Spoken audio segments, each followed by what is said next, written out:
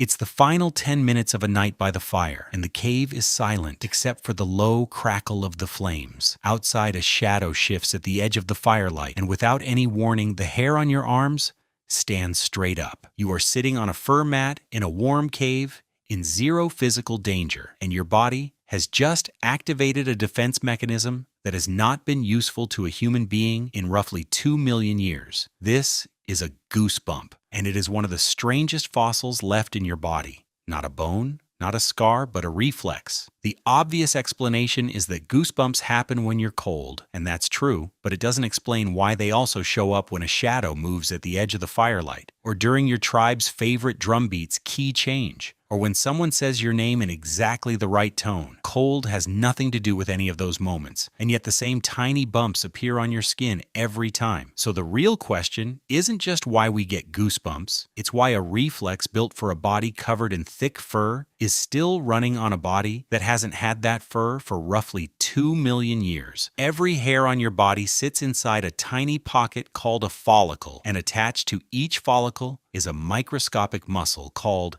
the erector pili. When your sympathetic nervous system, the same system responsible for your fight or flight response, gets triggered, it sends a signal to those muscles telling them to contract. The muscle contracts, the hair follicle tilts upright, and the skin around it puckers into the small raised bump you know as a goosebump. This entire chain reaction is called piloerection, and it takes a fraction of a second, triggered by the exact same burst of adrenaline that speeds up your heart rate and sharpens your senses when you're startled. You don't consciously choose to get goosebumps any more than you choose to flinch. It's an automatic reflex, wired directly into your nervous system, completely bypassing your conscious control. To understand why this reflex exists at all, you have to go back to a version of the human body that had significantly more hair than the one you're currently living in. Piloerection is not a human invention. It appears across nearly all furred creatures, and it evolved for two very specific survival purposes. The first purpose is insulation.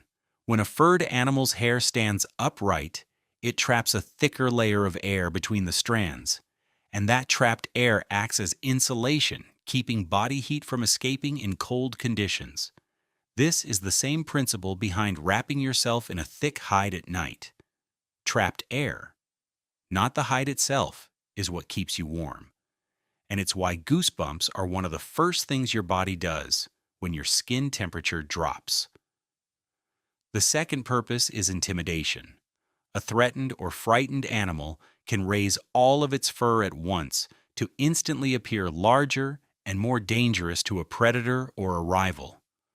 Watch a frightened wildcat arch its back with its fur standing on end, or a startled porcupine raise its quills, and you're watching the exact same muscle mechanism that gives you goosebumps at the edge of the firelight.